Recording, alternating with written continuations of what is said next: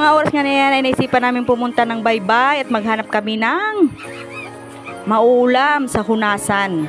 Lalo pag ganitong masama ang panahon, wala masyadong nangingisda dito, kaya wala kang mabibiling isda dito malapit sa amin. Kailangan pupunta ng bayan.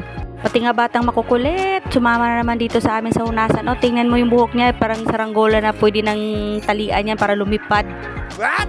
Habang naglalakad nga ako dyan, may nakita na akong isang sihi, batutoy ang tawag niya sa amin. Sabi ng mga matanda noon, hindi daw kinakain yan kasi nakakalason. Pero naman pala totoo yan.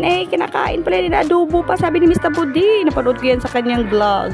Kaya dati din namin kinukuha yan kasi nga baka mamamatay kami sa lason. Yung pala naisip ko ngayon, mamamatay pala kami sa gutom pag wala kang makain.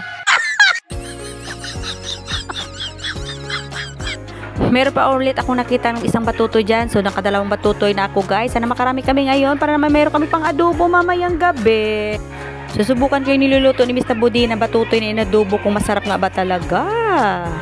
Habang naghahanap ulit ako ng batutoy dyan para makarami, ay meron ako nakitang balat naman dyan. Mga kainday, o tingnan nyo. Balat na hanginan. Ay, hindi pala. Lupog. Siguro ran. Ilam ko anong klaseng balat ran. Kag may ganyan may nakita akong lupog. Lupog. Litob, galiran. Diyos ko, napakahirap naman talaga mag voice over mga hinday. Oy, ayan pa, pasayaw-sayaw pang aking palanggitay dyan. O, ayan na, pinaglaruan na nila yung batutoy. Ano pa kaya mauulam namin dyan? Ay, ginawa ng laruan yan. Ay, pasayaw-sayaw pa siyang ginagawa dyan, o. Hanggang dito lang muna po ulit ang ating video. Bukas ulit. Salamat sa panunood.